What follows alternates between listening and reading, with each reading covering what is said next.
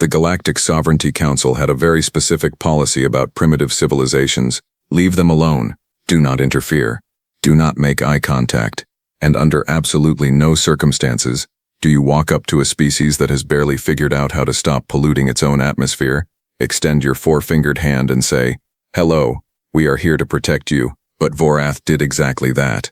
High Commander Vorath of the Solen Empire, decorated war veteran, 3-time recipient of the Galactic Medal of Unmatched Strategic Excellence, the being who single-handedly negotiated peace between the Dracone Collective and the Murin Federation, walked straight into the United Nations building in New York, sat down in front of every world leader on Earth and said those exact words. I was there. My name is Sitha Orn, Senior Diplomatic Analyst for the Galactic Sovereignty Council, and I had been assigned to observe the proceedings. Observe, not participate, not intervene. Just watch, take notes and report back whether the humans reacted with hostility, curiosity, or the third option that most species chose, which was fainting.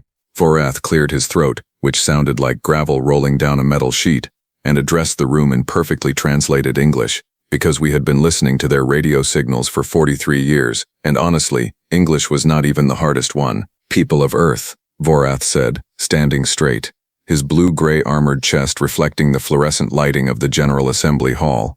The Solen Empire has watched your world for many cycles. We have observed your struggles, your conflicts, your brief but remarkable moments of cooperation, and we have made a decision. He paused for dramatic effect. Vorath loved dramatic effect. We will protect you. Silence. Beautiful, perfect, golden silence. And then, from somewhere in the third row, a small man with thick glasses and a name tag that read, Dr. Fabio Carvalho, Brazil, raised his hand. Vorath blinked.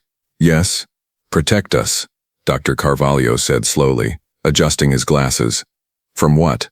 Vorath opened his mouth, closed it, opened it again.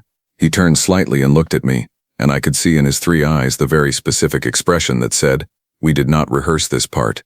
Because here was the thing. The Solen Empire had rehearsed every possible human reaction.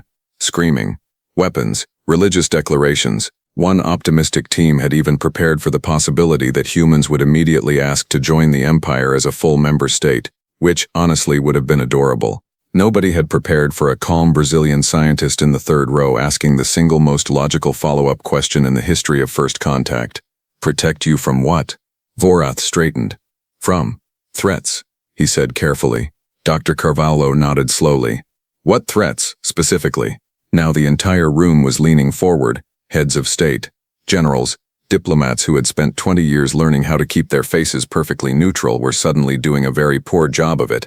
Vorath's secondary aide, a tall being named Prex who had the unfortunate job of managing Vorath's public appearances, made a very quiet sound behind me that I can only describe as the sound of someone watching a very expensive plan fall off a very tall table.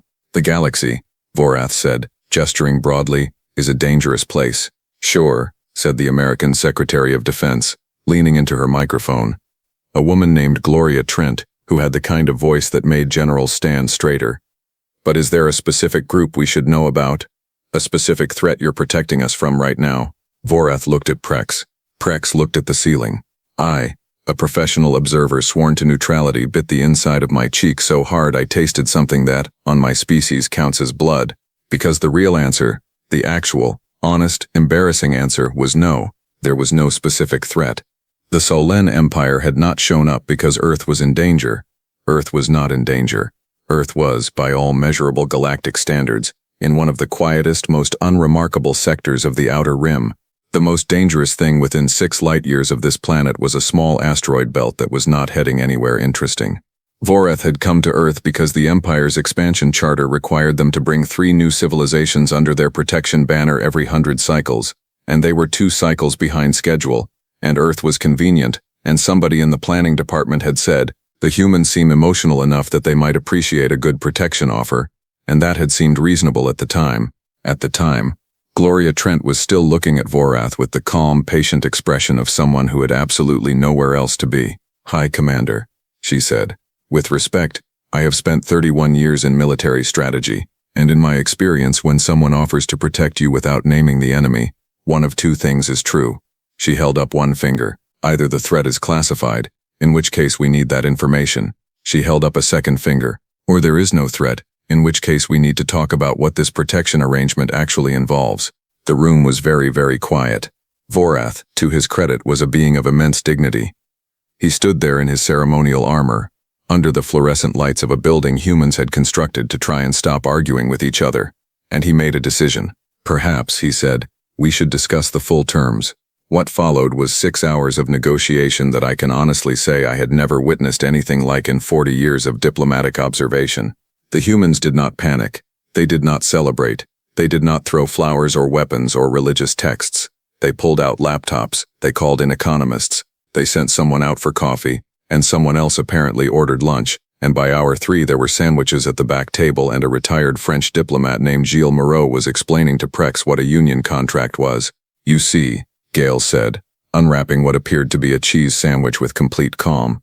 When a larger entity approaches a smaller one with a vague offer of protection, historically on our planet, that has not always ended well for the smaller one. We have some experience with this dynamic. Prex stared at him. So we tend to ask questions, Gello continued pleasantly. Many questions, starting with, what do you want in return? Vorath was in the main chamber still answering questions from Gloria and Dr. Carvalho and now approximately 40 other delegates who had formed an entirely informal committee that nobody had voted for but everyone seemed to respect. I was monitoring both rooms through my earpiece and I want to tell you with complete honesty that in 40 years of watching civilizations make first contact with the Empire, I had never seen the Empire on the back foot within the first 8 hours. Usually by hour 3, the newly contacted species was somewhere between awe and reverence. Usually Vorath had given his second speech by now, the one about galactic brotherhood and shared futures, and the locals were asking for selfies with the spaceship. Instead, an Indian delegate named Priya Subramaniam was presenting a slideshow, an actual slideshow. We've mapped out what we're calling a dependency risk matrix, Priya was explaining, clicking to her third slide, which showed a graph that went in a very unfavorable direction. If we accept external protection, our own defense development stagnates. That's happened before, historically, with smaller nations depending on larger ones. We'd like to avoid that outcome.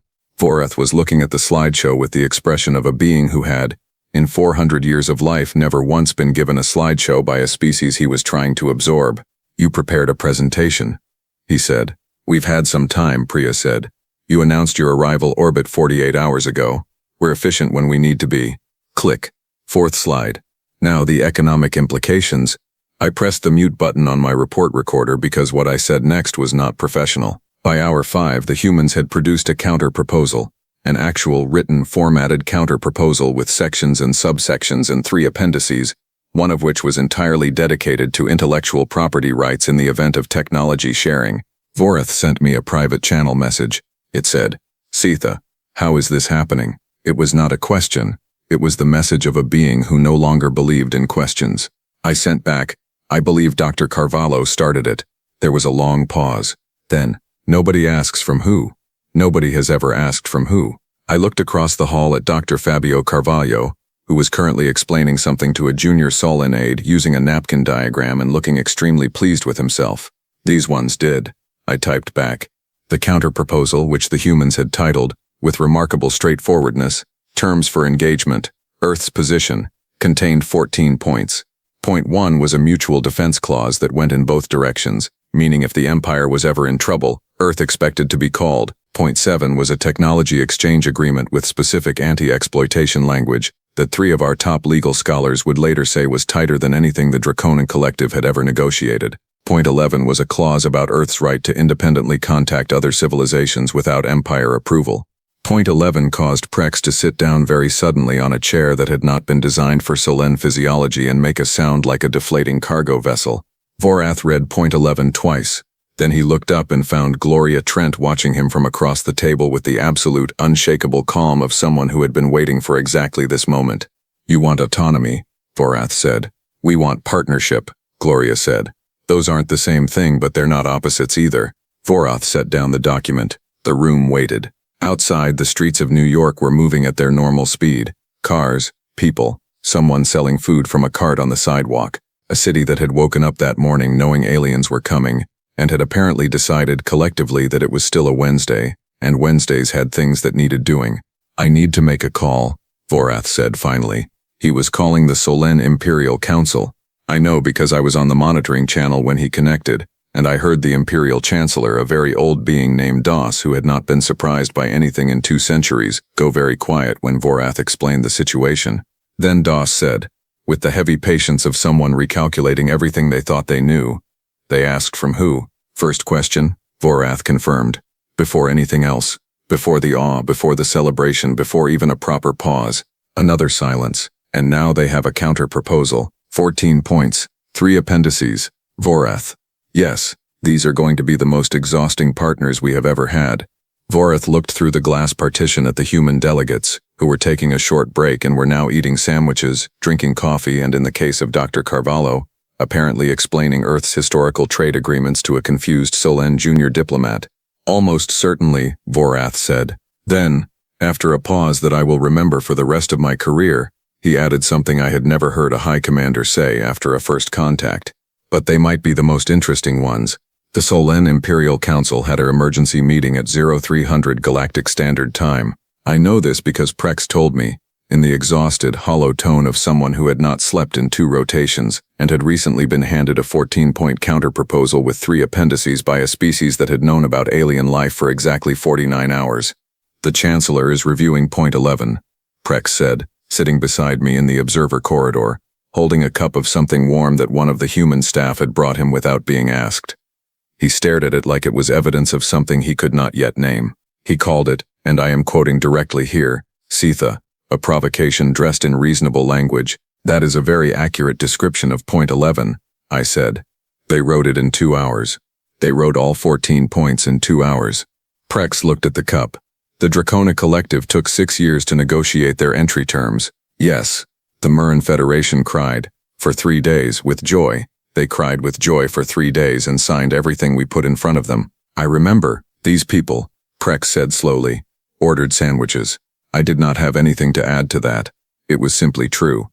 The humans had ordered sandwiches, eaten them without losing focus, and produced a document that was currently making 3 senior Imperial legal scholars argue with each other over a secure channel at 0300 in the morning.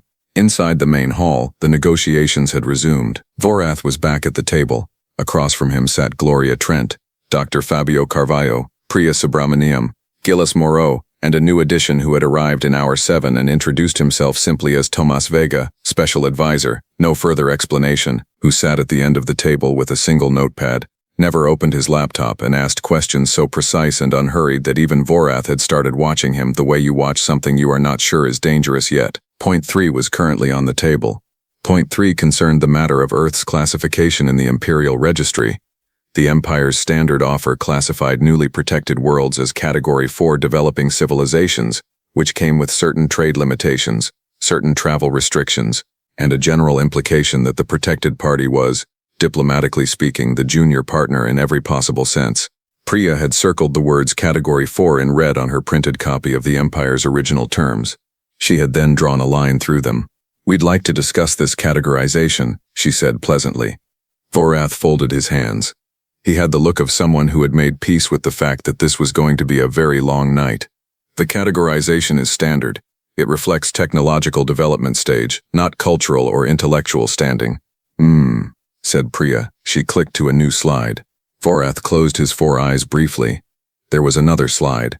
We pulled the public Imperial Registry records, Priya continued, because apparently the Empire's public registry was accessible online and someone had found it at hour 3 and bookmarked it. The Dracone Collective entered at Category 3, the Merman Federation entered at Category 4 but were upgraded after 12 cycles. The Filori Expanse, she paused, entered at Category 2 and their technological index at the time of entry was, and I want to be careful here, lower than ours is right now. Silence. Vorath turned his head slightly toward his aide, who was looking at the ceiling again. The Filori, Vorath said carefully, had strategic positioning in the outer corridor that made their, we have the asteroid belt, said Tomas Vega, without looking up from his notepad. Everyone looked at him. He wrote something down, very calmly, and then looked up. The asteroid belt between Mars and Jupiter. Significant mineral composition. We've had the analysis for decades. I imagine you have a more detailed version. That's strategic resource positioning. He tilted his head slightly. Is it not? Vorath looked at Tomas Vega for a long moment. Tomas Vega looked back. I wrote in my observer notes, Earth has sent a Tomas Vega to the negotiations. Threat level unknowable. We would consider, Vorath said finally, with the careful, deliberate pacing of someone choosing each word like they were stepping on ice, a Category 3 entry classification. With review, Priya made a note. Kales quietly updated the shared document on his laptop. Dr. Carvalho, who had been making a small paper crane out of his copy of the Imperial Standard Terms, set it gently on the table in front of him without comment. Gloria Trent said, "Good, let's move to point 5.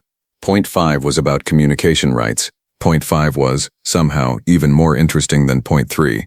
The Empire's Standard Protection Agreement included a clause stating that all communication between the protected world and other galactic civilizations had to pass through an Imperial diplomatic relay. This was framed in the Empire's documentation as a security measure, a filtering system, a way of protecting young civilizations from making contact with entities that might not have their best interests in mind.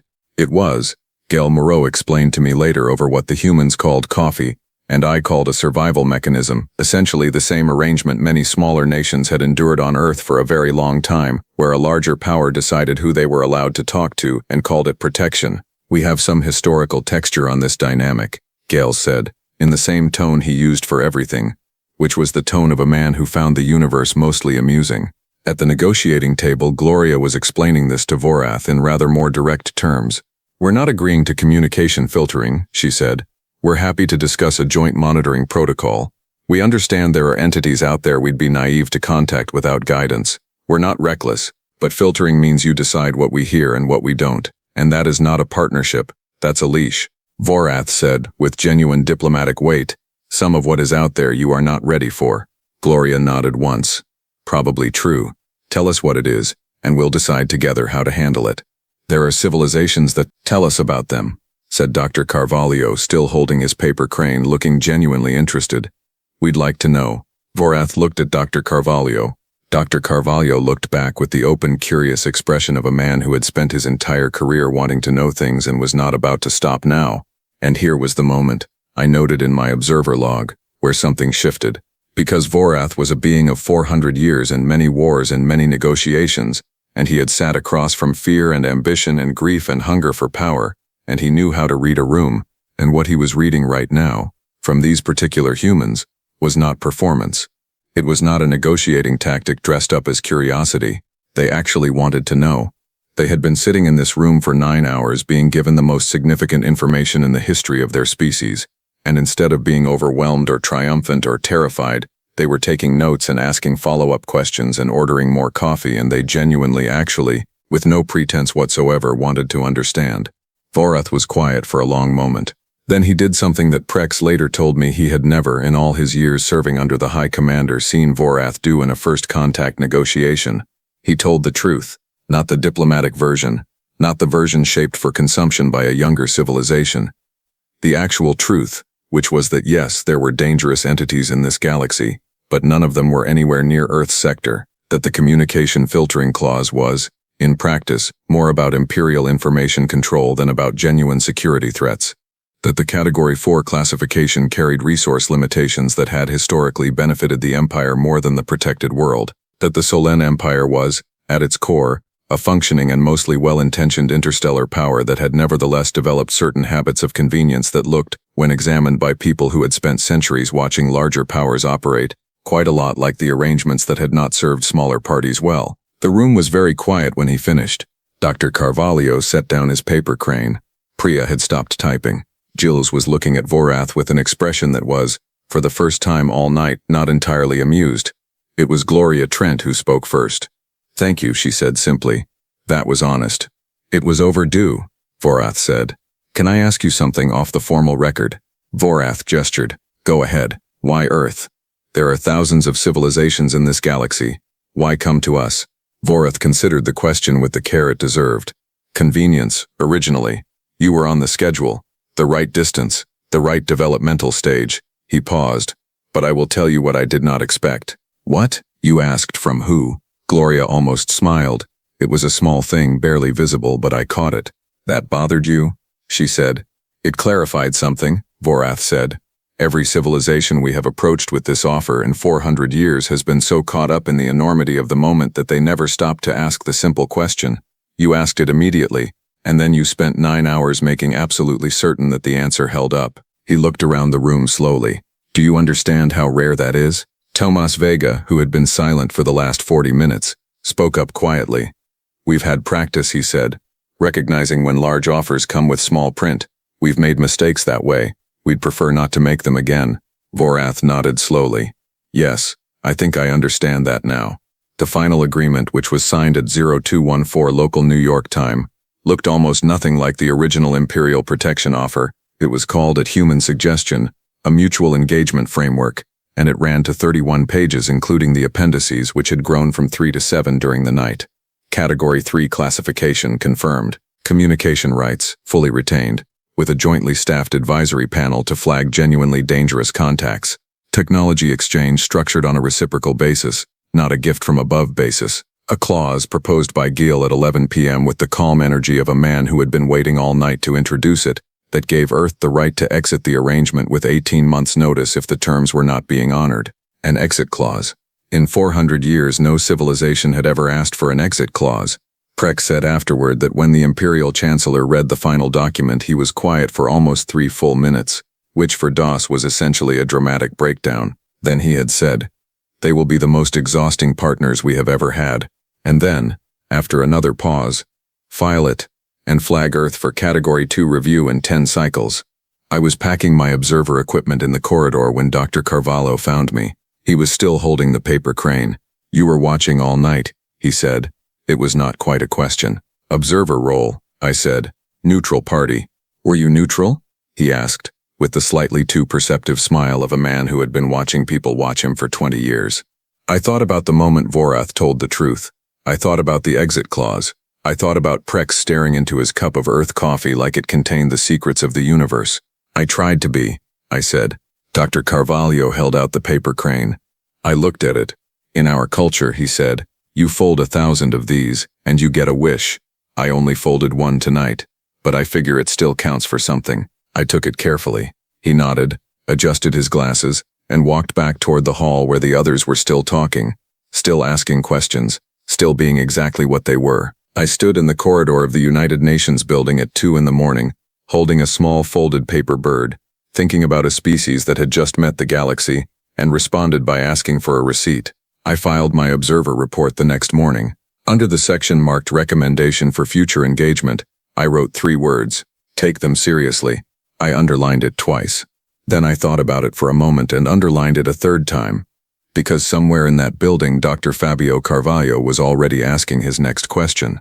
And somewhere on the Imperial Council channel, 3 senior legal scholars were still arguing about point 11, and the galaxy, which had been doing things a certain way for a very long time, had just encountered the particular exhausting, wonderful problem of a civilization that read the fine print. It would never quite be the same.